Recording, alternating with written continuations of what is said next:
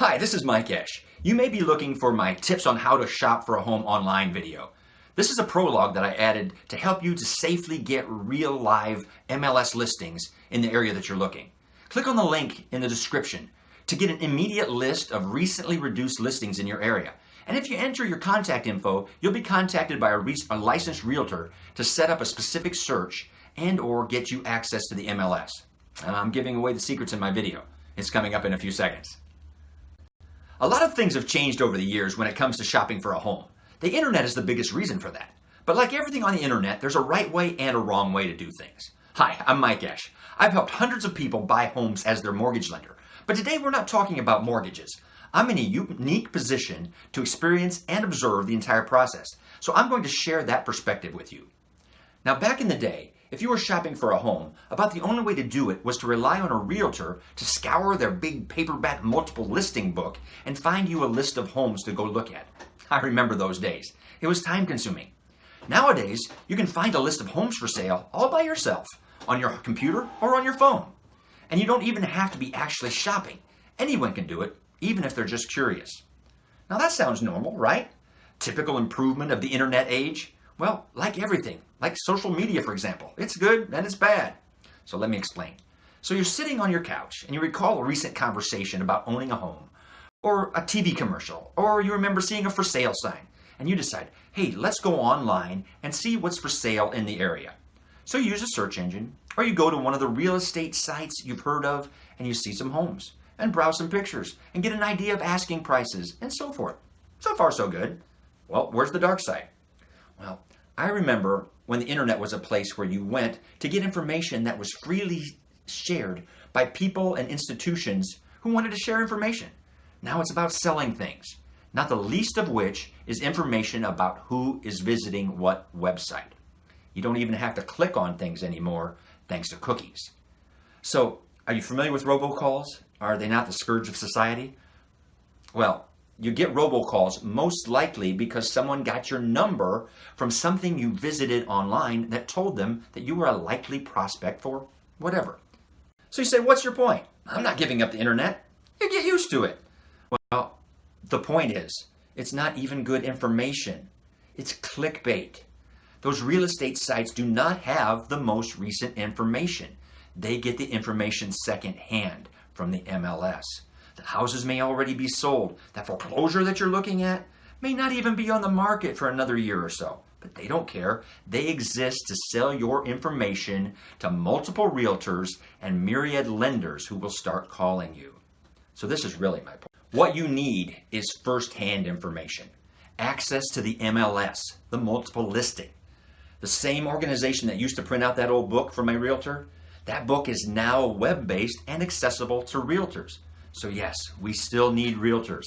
A good realtor can get you access to the MLS or send you the latest listings as they come out. Sort of the same way they did it back in the day, by fax or by hand.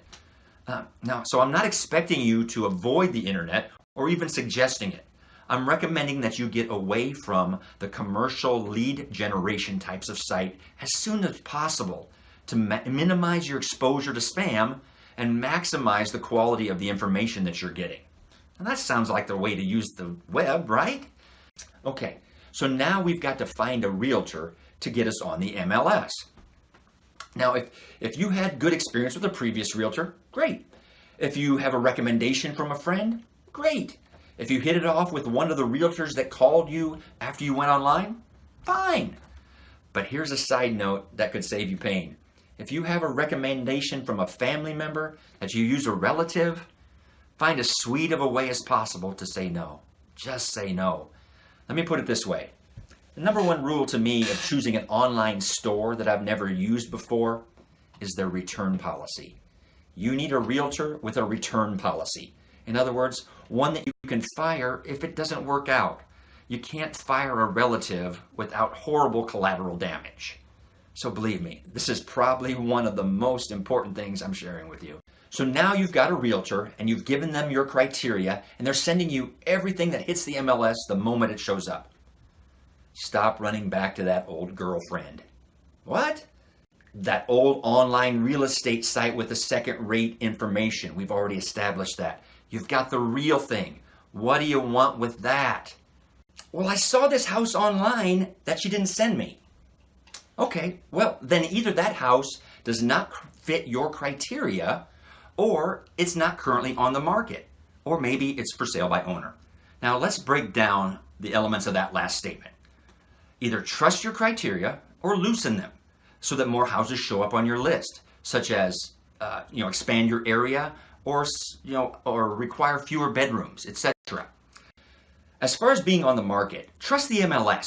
Their info is the most current. That house may have just gone pending, sold already.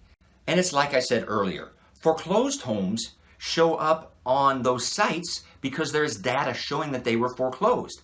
That doesn't mean that their new owner, the bank, has put them on the market yet, or will for some time. There are redemption periods to consider, as well as their plans to make repairs or whatever. It can be years. If they're not on the MLS, they're not for sale.